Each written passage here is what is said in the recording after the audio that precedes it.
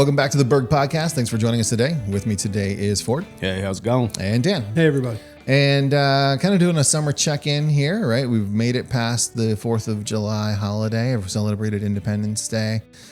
It seems like 45 degrees outside. 145 degrees outside. Yeah.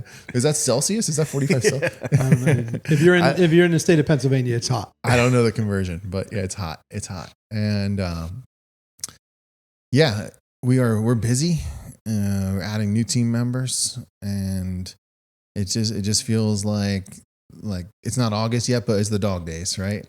Well, and it feels like we've brought on a good number of guys lately, and team members that are just frankly really skilled.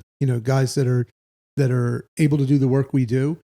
And it was a really good feeling because it's been a while, right? The labor market's been tough and it's been hard as we bring people on. We're trying to sort of stretch what their capacity is and try and get them to do more for us. And I feel like over the last month, all of a sudden, we've been able to have some good candidates that want to join us, and even they're coming from people who are on board, sort of referencing their friends and making a reference and then saying, hey, you should apply here, and they apply here, and it's worked out. So it's been an exciting last month with us growing the team and adding some people that we need to get these jobs rolling. Yeah, I was talking to a friend who works for another contractor, Weaver, and he was talking. We were talking about how busy things are during the summer. I mean, just schedule wise, trying to manage people's vacation time, letting them get the break they deserve, etc. And he was sort of saying the same thing. He said he felt like they were finally in a spot where,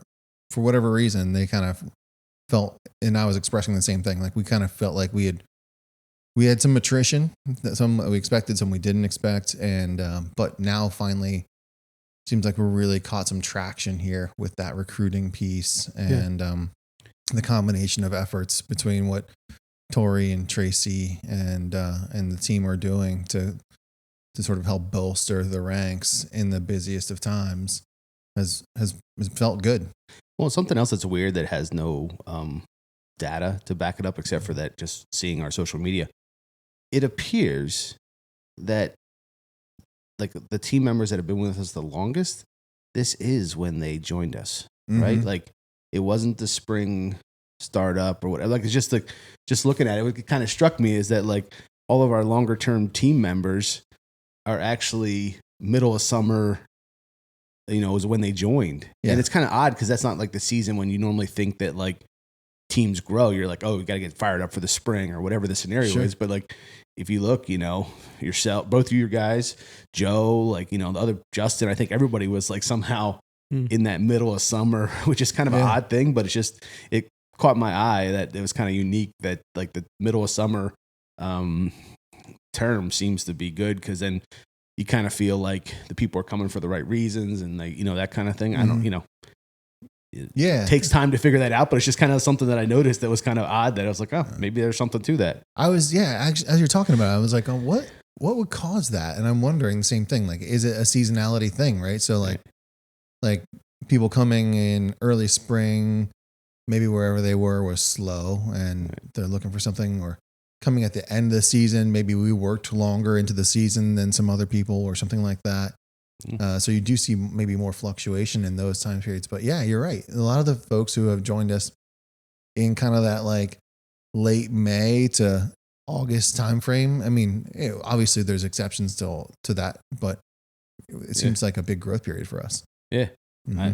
No proof or reason why, but it just caught my eye the other day. I was like, wait, of all of the real tenured people that have been here a long time, this has been the season that is actually, worked well for them to hang out and stay around for being part of the team. So don't know why. That's interesting. Yeah. Sort of like they were already working, decided, to leave where they were most likely to come here. And, and that choice maybe had some bearing in it. It's because everybody's running. That's the thing. As you get out there's a lot of jobs running. There's a lot of work on the street.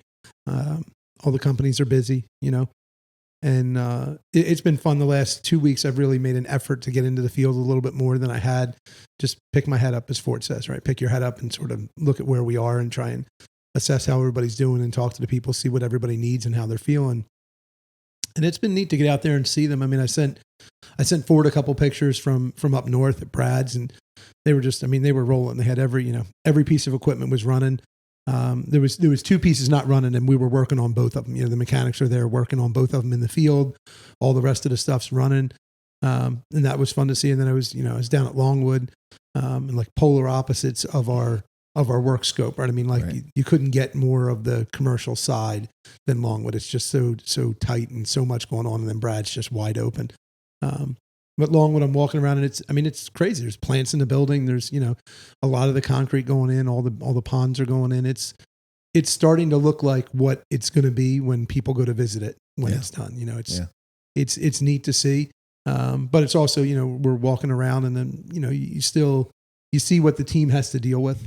And they're really good about it, and they're, I think what we are going to gain from Longwood long-term will probably be the biggest, knowledge increase that we've had maybe since we went into landfills. I mean, that much is going to be gained by the team that's going to come out of there. It's just going to have so much experience in how to deal with owners, how to deal with GCs, how to deal with other trades, how to deal with tough contract conditions. They've learned a lot of lessons.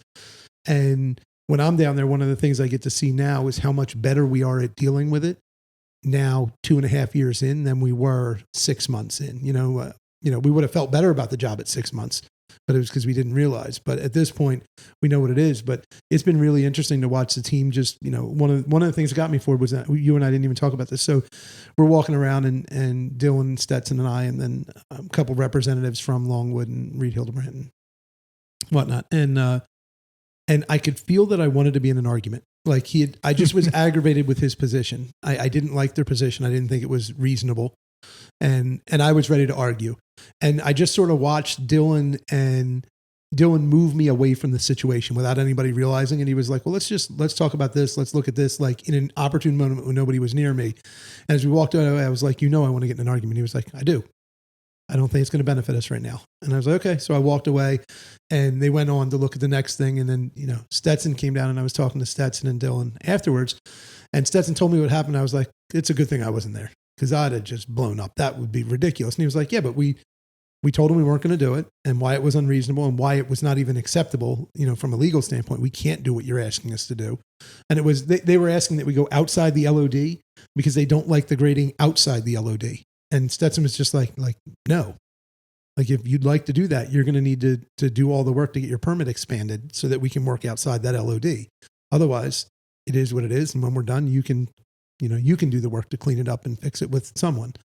So it was really neat just in that little moment to see them choosing which battles they were going to fight based on what they thought they could do, and my argument would have not been beneficial to them, but It was just, I wanted to stand up for them, but they stood up for themselves. So that was really neat to see. Yeah. It's been not that we had, inexperienced people there, but it's been like a maturing experience for sure in regards to the way that project's progressed. And well, it's something that, a lot of people don't see. And I don't know if I told this story on the podcast too, but like there is a perfect example of that the work that gets done isn't relevant to the people that write the contracts, right? Like I always tell the story. I knew a guy, he had more people on his team than we do. And it was him and his wife as his secretary. Like that's how they ran the thing. And now we have such a big administrative staff in relationship to him and his wife. And we don't have a huge one, but we have a big one because the paperwork is now, like the actual work is a separate piece. Like it's just how interesting how it's changed and become so litigious and other things. But, in the old days it was like, go out, dig a hole. Okay. I have 3 machines there tomorrow. We're going to get it done. And now it's just changed into a different type of thing where it's like, they're doing a lot of crazy good work down there, but the stuff that matters to the people that we report to isn't related to that. That's just a different animal. And we see it more and more everywhere. It's not, and really the trick is to marry the two together the best you can, because that's the most successful project, is figuring out a way to marry the actual work that needs to get done with the paperwork. Because in the old days, the dirt drove how things were. It's like, oh, well, we're wanting to do this at 342. Well, you got an extra so many yards of dirt. We're going to do it at 345 and just made the ground work to what was in the, and now, no, it's going to be at 342 because that's what they wanted. So that flexibility has kind of transitioned out in a lot of things we do nowadays. Yeah. And it's got to be both, right? I mean, the quality still has to be there. Right. Otherwise, the contract is more relevant. Right. So, yeah. Interesting. And the plans, the same thing. It ties together with that. It's like the adjustments that used to be made. Like, I still remember, this was years ago, but we had this one engineer and he was really good. But he said, listen, like, make it work in the field and then we'll as build it. And if it's different than what I put in my paper, like, cool, but your boots on the ground, I'm just drawing it, And it's like, but now that doesn't quite.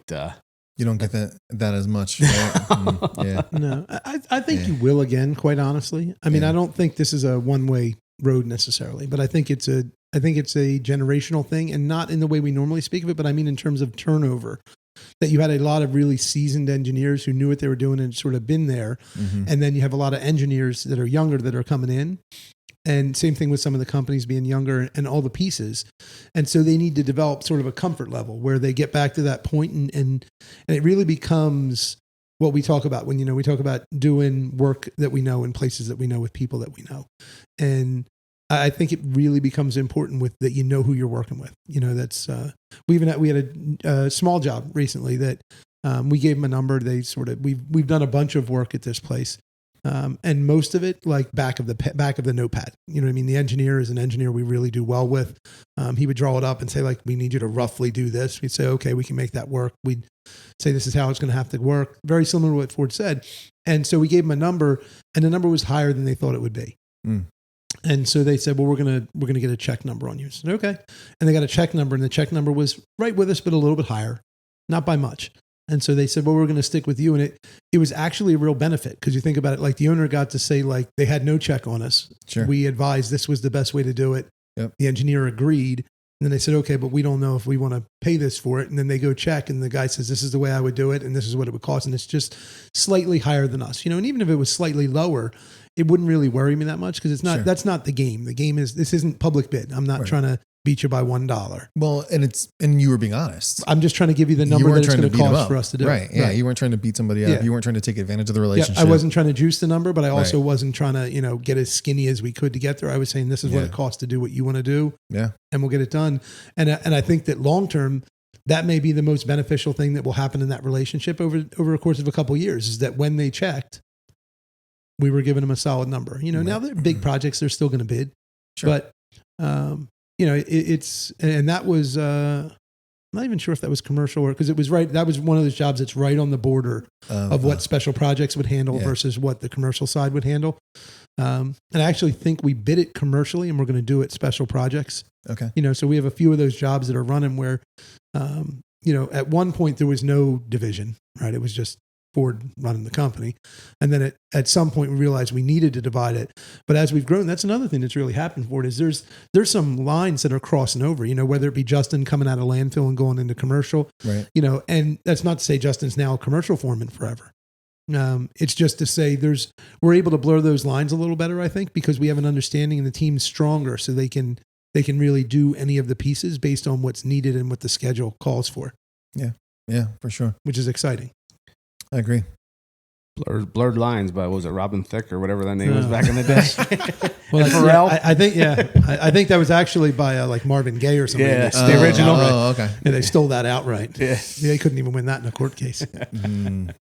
Just a re-recording of it. But the heat is another thing, though. I was, whether it be, I was down the shore because it's summer. In the summer, celebrating. I did celebrate my birthday. You had a thing happen. I am older. Listen, I surfed and I skimboarded on my birthday. It made no difference. I am fine. But it has been a really weird summer down there in terms of the ocean. Like, we talk about all this, we talk about stuff with the climate and everything, but there's some things that are just how the earth runs. Sure. And it's been crazy. The ocean's really cold. I mean, a couple of weeks ago, it dropped down to 54. 54 is like winter temperatures on the Jersey Shore. It doesn't get much lower than the 40s. Yeah, wow. And so it's created this like fog at times and a really cool breeze off the ocean.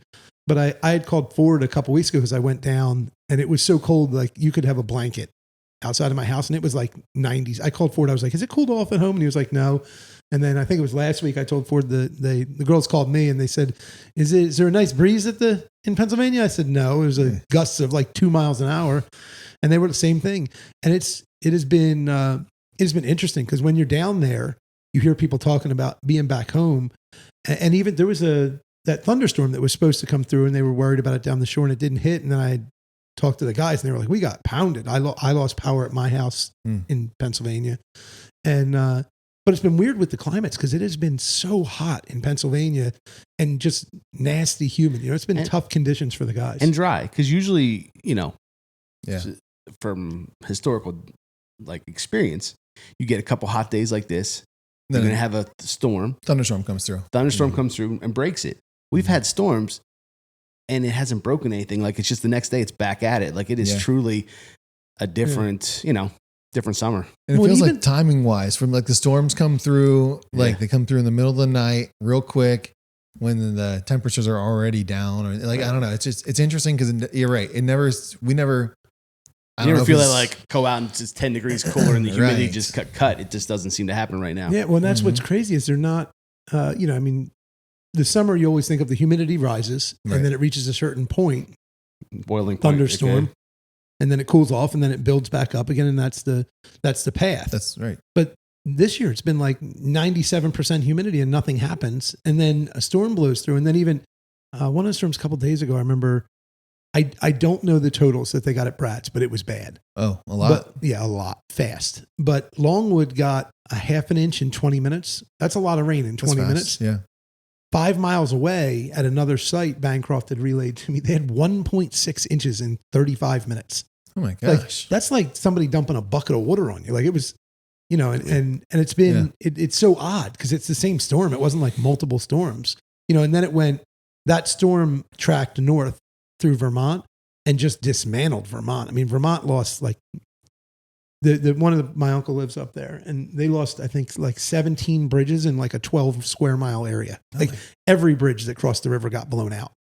And it just blew out roads. And they said it just came down all at once, just poured. And when you get into those high elevations, the mountains convey all the water to one place. Like, in New Jersey, especially PA to some degree, the infiltration is important. Up there, that's not the problem. They have plenty of infiltration. What they don't have is space. It's all canyons, rivers and gaps. And so the water comes down so fast and just blew everything out. But it was that same storm.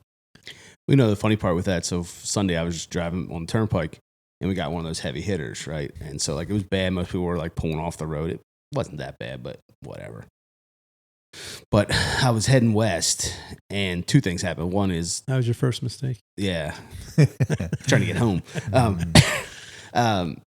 One was I was talking to Tamara and she's like, "Oh, we're going to go swimming." So literally I was in King of Prussia area and it was pouring and you know what I mean? It was so...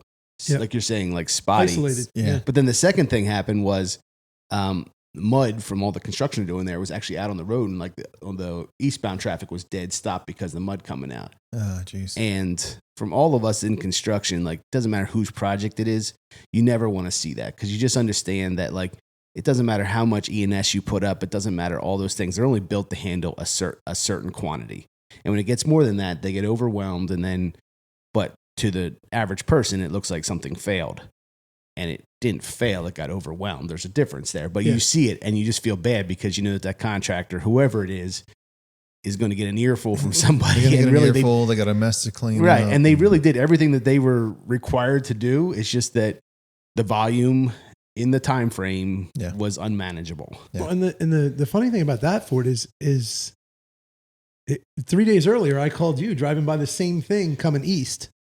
And I said to him, do you remember this? I said, you got to see this. You could barely see across the turnpike. I was like, there's not really anything they can do. I know they have their water trucks there. They're running them, but the exact same condition, but in the reverse. Right. You can't control the dust because it's 97 degrees with a high humidity. You're putting the water down, but it's drying out real fast. You're trying to run and it's a big site that we're talking about.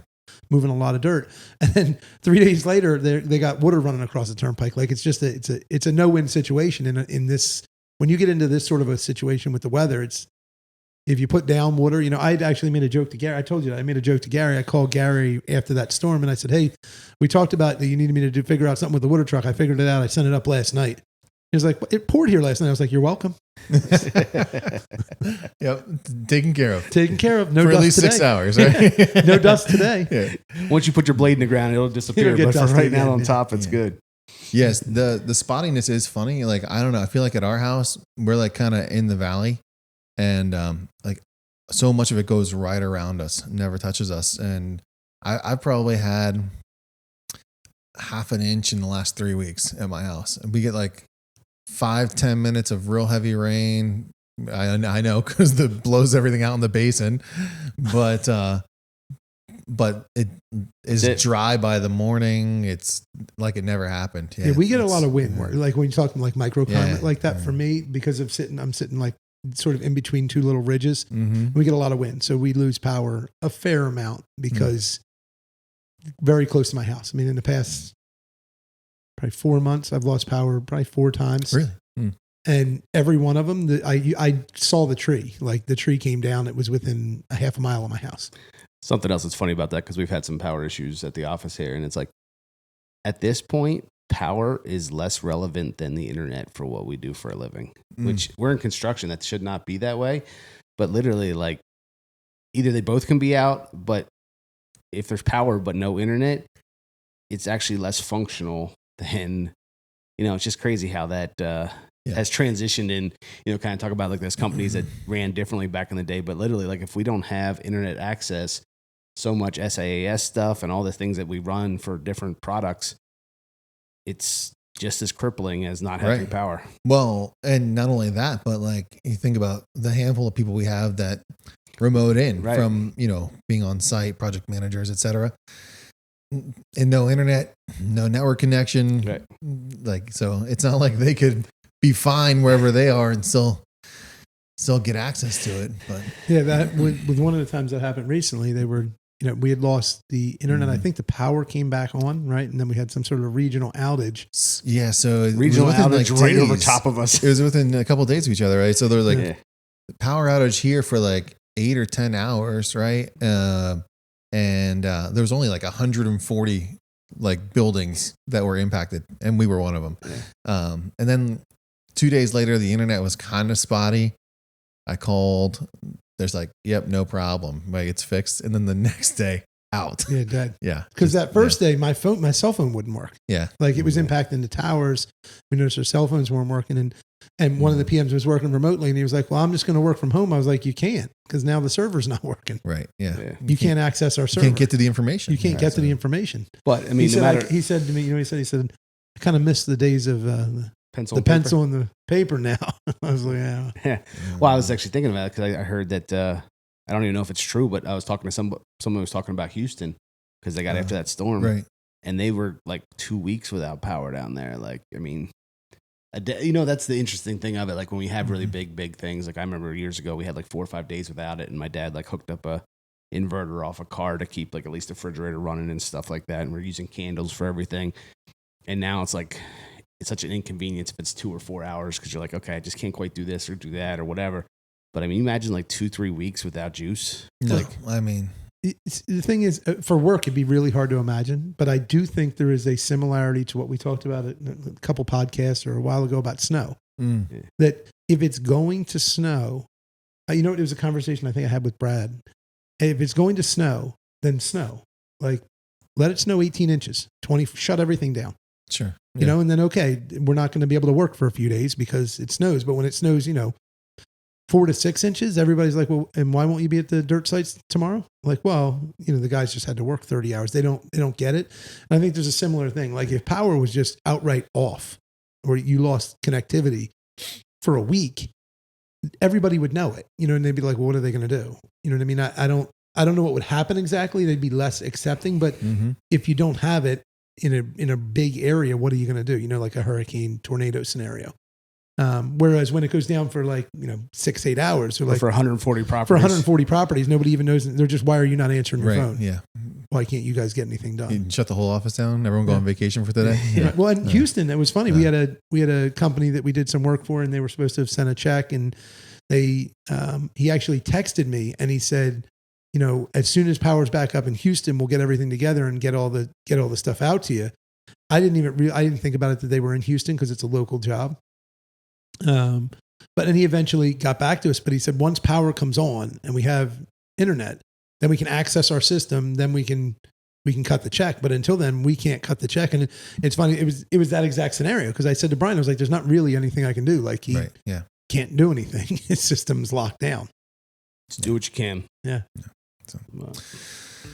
Well, that's probably a decent place to wrap it up.